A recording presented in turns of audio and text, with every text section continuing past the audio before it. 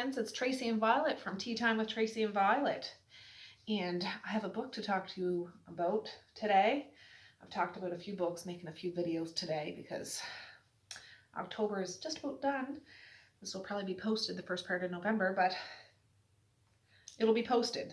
Oh, I got a puffball off you and I just vacuumed. Anyways, I have a pot of tea here. All right. Here. And we're going to have a spot of tea. I have a few teacups out here because I'm making several videos and using different teacups every time because they like to come out and play too. But this one, she might have been out before. I was trying to pick like fallish. I have a light here because I know sitting with light behind me, I'd be like dark and I don't know. I don't know what I'm doing, but she has gold up at the top and down at the bottom. Violet. And she has gold on the front side. Get out of here. Get out of here. The side of her arm and the back of her arm, but not on this side. But you can see the back of her. There. And I just thought it was kind of folly, you know, with the colors and the leaves and stuff. So, there.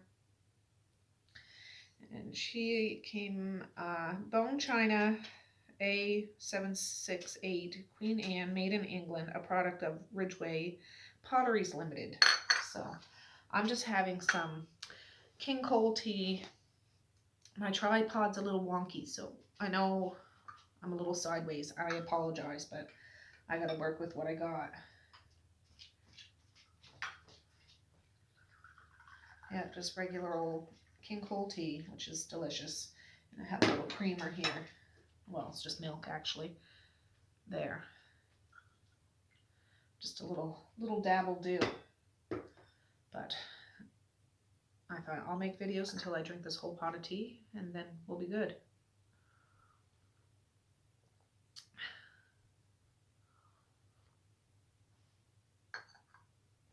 Delicious. No, it's been a busy past couple of weeks. I haven't been able to get videos out like I had been doing. I apologize. I've been reading, not as much as I'd like, but I have been reading. But one of the books I was dying to talk to you about is The Cipher by Kathe Koja. I've heard people talk about this. Some people like it. Some people don't like it. I love it myself. Now, let me just read the back of it.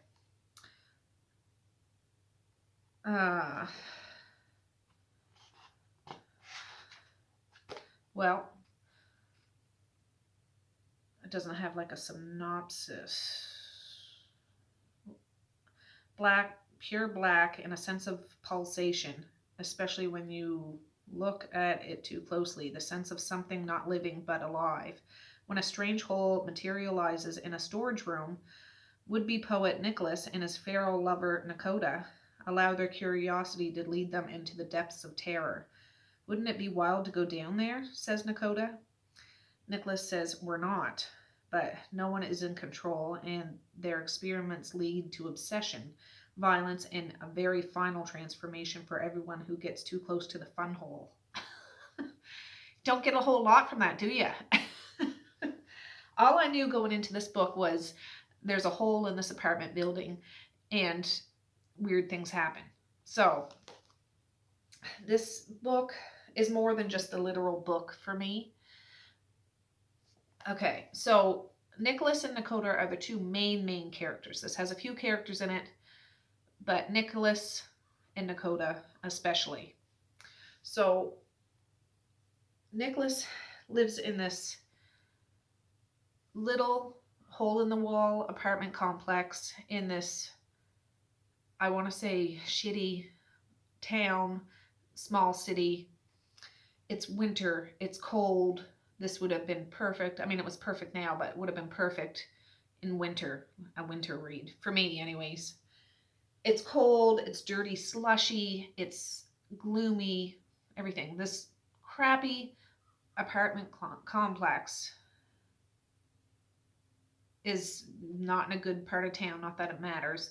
It's not like a big lavish place at all. It's really, anybody that lives there pays no attention to anybody else because they all having hard knock lives sort of thing. So Nicholas, it doesn't really say how old he is. I'm assuming he's in his mid-20s, 30, something like that. Not a teenager, but old enough to know you got to work for a living. And he has a crappy job at a video hut as an assistant store manager. So for me, well, I should finish telling you the gist of the story. He's not a happy fella. He's a wannabe poet. He likes to write poetry. But what he does, he gets drunk off a cheap beer, writes poetry, and destroys it before he can soberly read it because he self-doubts himself. Like, oh, it's terrible. I'm not worth anything.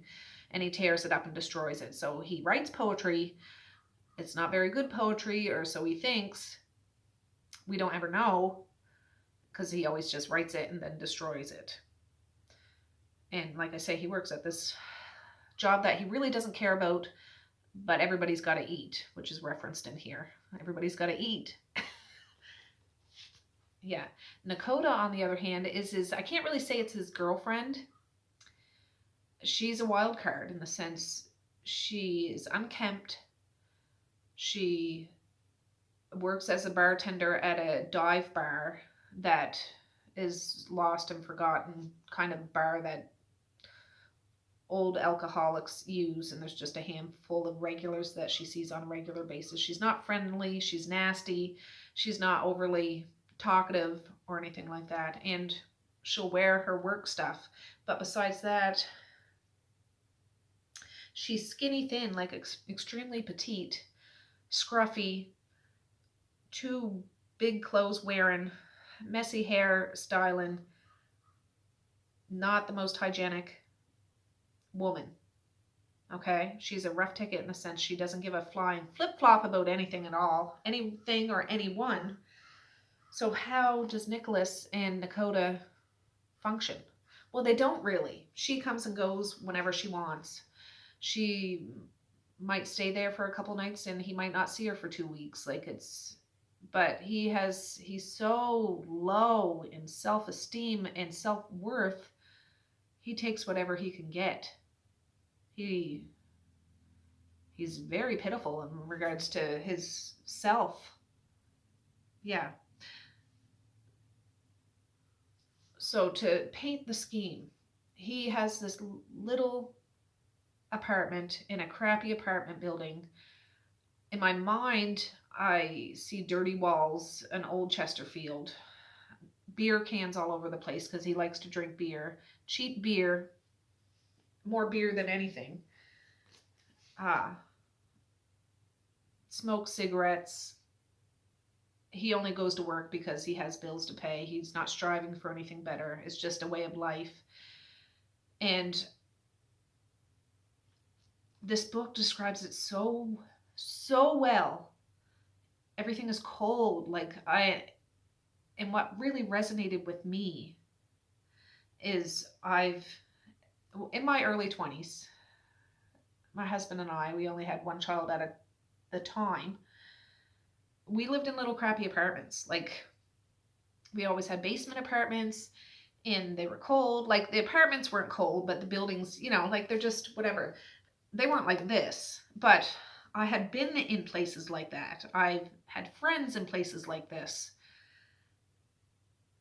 The hallways are gross. There's wallpaper that's peeled. There's garbage and dust, and it's not a warm and comforting place. All right. What else I really like about this is the whole description of where they live, the community, the city, everything about the smells, and I don't recall it saying a whole lot about that, but the picture and how Kathe describes where they are physically paints a picture in my mind, which blew me away. So I'm not even getting to the story. I apologize. I would just, for the literal story, that's what I really, really, really liked. Because I could relate to it. I could personally relate to it. And I think everybody can relate to this, but I'll talk about that in a second. So in this apartment building, I don't know how they stumbled across it, but in a long forgotten storage unit closet in this apartment, they stumble across this black hole in the wall. And it's not just like a hole in the wall, it's almost like a black space hole, like a black hole in space. But the room is really described. It has cleaners and paint cans, but there's layers of dust on it. Like nobody is a maintenance person in this place at all. It's a forgotten, unlocked storage closet that should have been used on the daily, but has been long since forgotten.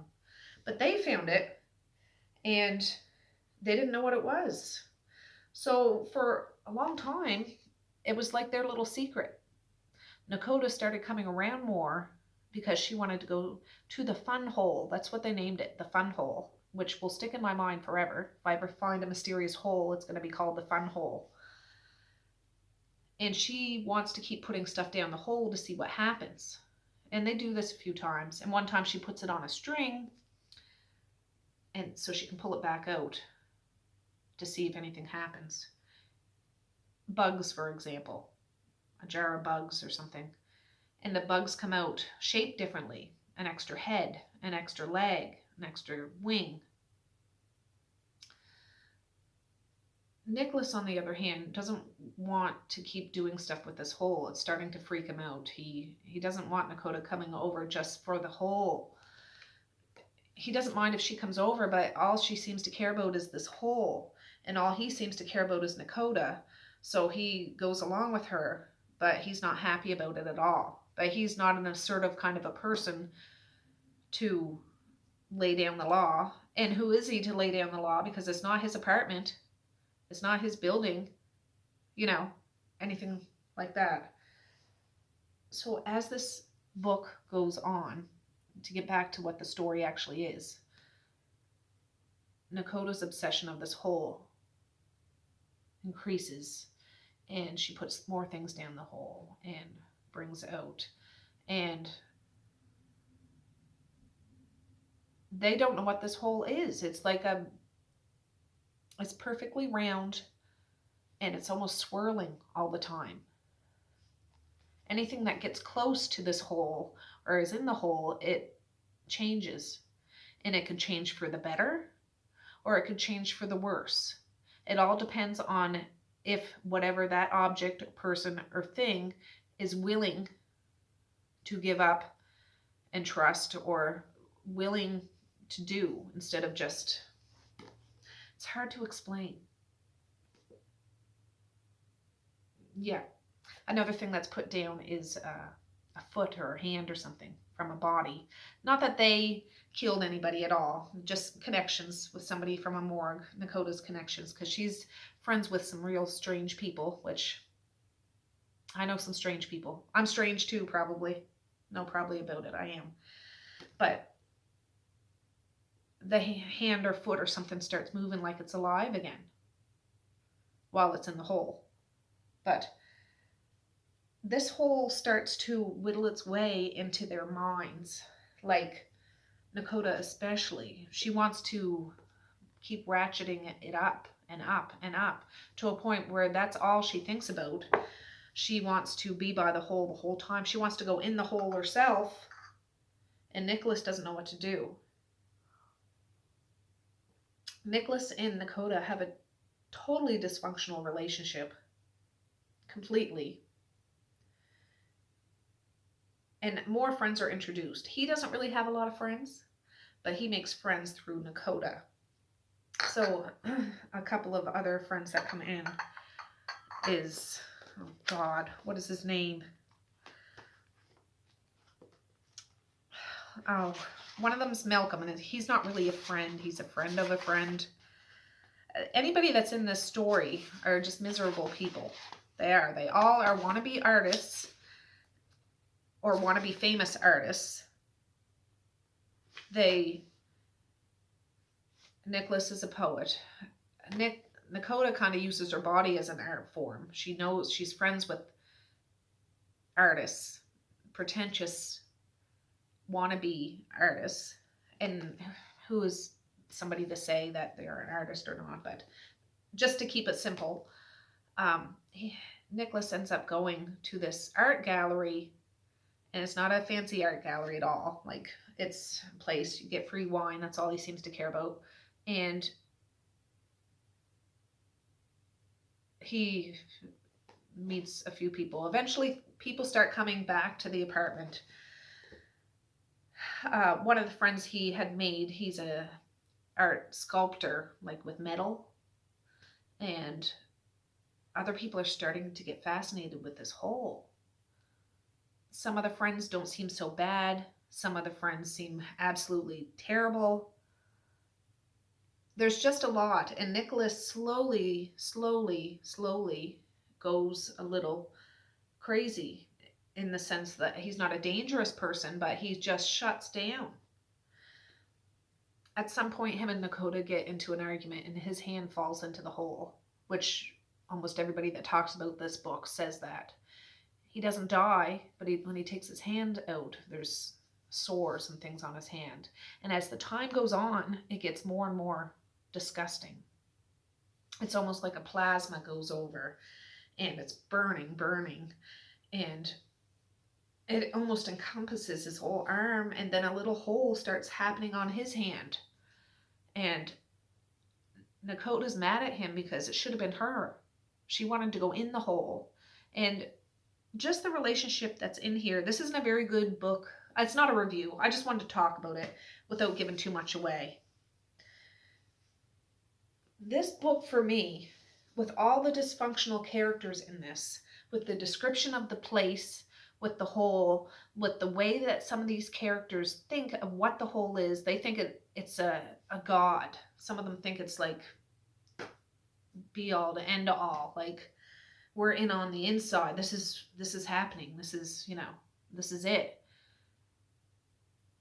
But on the grander scale, my interpretation of this is, and how I was thinking, this totally related to me, not the crazy stuff, but just the whole, I felt like everybody in this book was the same person.